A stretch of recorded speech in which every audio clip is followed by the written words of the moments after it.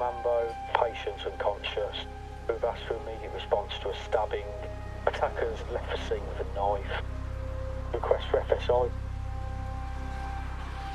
After receiving reports of a violent confrontation in a residential block in Birmingham, officers from West Midlands Police have discovered the victim of a knife attack in his home.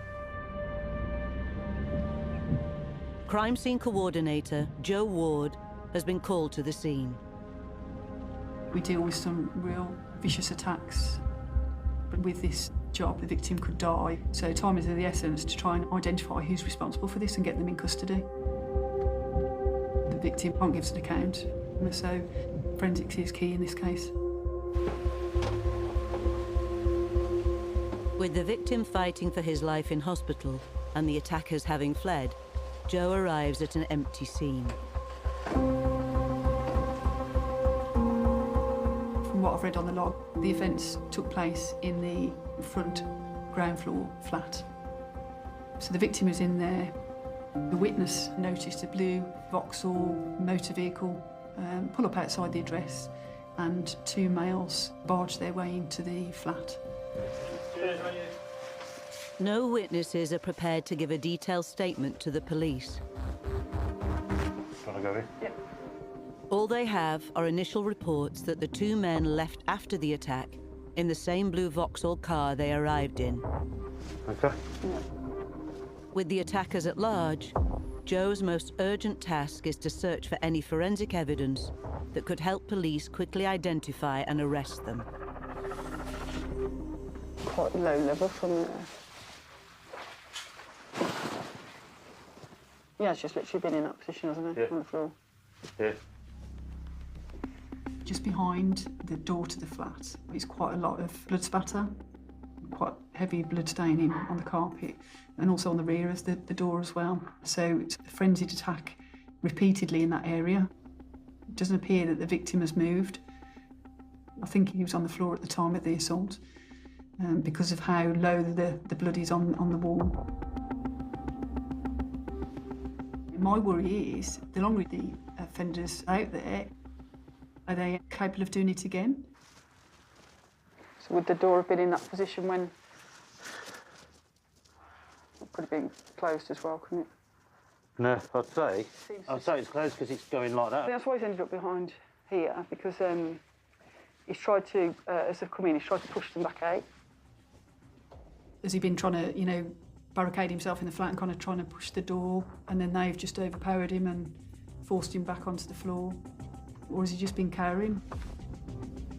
Joe's search focuses in on the door, hoping it will hold forensic traces that could identify a suspect. It's almost grabbed hold of the door there. Yeah. Red marks on and around the door handle appear to be blood. How has that got there? Who's got blood on their hands? Is it just the victim's blood? Is it the offender's blood as he's left the scene? There is more forensic evidence on the door itself. Next to the door, yeah. Has got fingers? Looks like, doesn't it? I think that's going to be our best bet for fingerprints, yeah. Well, I think what's happened... There's going to have blood on their hands, aren't there? Given the amount that's here, really. That's a real forensic opportunity there to get the door fingerprinted and also see if we've got any ridge detailing blood anywhere else on the door. But there's a problem. The door is made of porous wood, and the powders normally used to develop fingerprints at crime scenes won't work on it. A lot of items that we can fingerprint are shiny, like glass or UPVC we can fingerprint, but this is quite a rough door. So the best chances of enhancing fingerprints is to have it chemically treated. It will mean removing that door as a whole and submitting that for our fingerprint development laboratory. Chemical treatment of the door and door handle will take days. But officers have found another source of potential forensic evidence just outside the flat. Bucket there. Yeah. Might need some spit under it, so they put a bucket over. Oh, great, OK, lovely. Nice load of saliva. Straight away, my initial thoughts are this needs to be fast-tracked to the laboratory. Lovely. Very sticky. Saliva is a very good source of DNA. Really, really hopeful that we'll get a match and potentially identify the offender. Okay, that's the first one. I'd hope there's enough in that for him to get a DNA. Should be. Joe orders an urgent lab test to be carried out within 24 hours.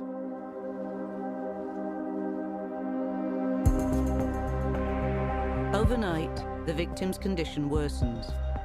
Doctors warn he may not survive his injuries.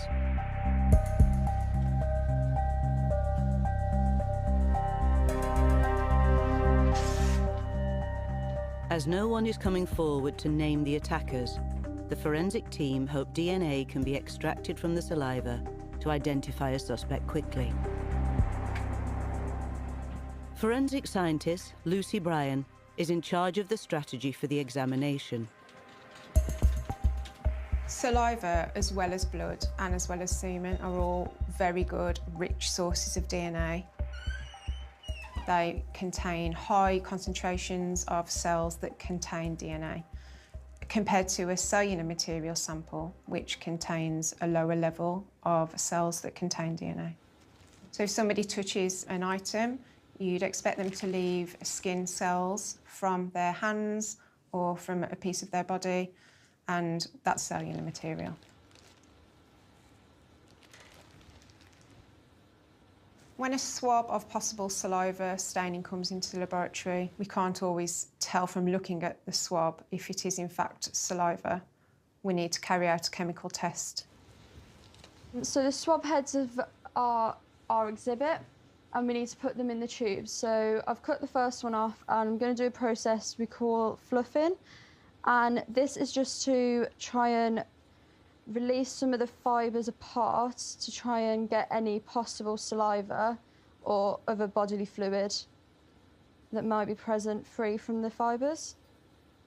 The swabs are tested by forensic examiner Becky Richards. The test that we use is called the Fadibas test. So put the swabs in the tube. The Fadibas test looks for an enzyme which we know is present in high levels of saliva called amylase. Okay, so now we're going to put some reagent onto the swabs.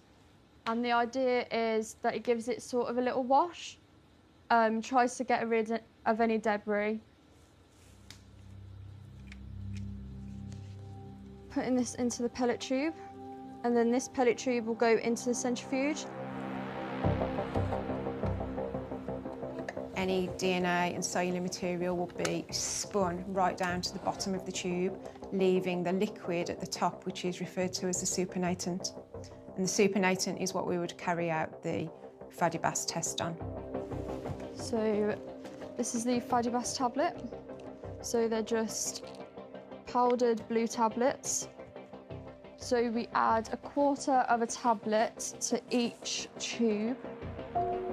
If a saliva stain is present, the amylase in the saliva would cause the dye to be released in the Fadibas tablet, and we would obtain a blue chemical reaction. So get the samples out. I'd say that this is a strong positive indication of saliva being present. The samples will now be sent for DNA extraction. If a profile is obtained, it will be compared to the 6 million profiles held on the national database to see if it flags up a name for a potential offender.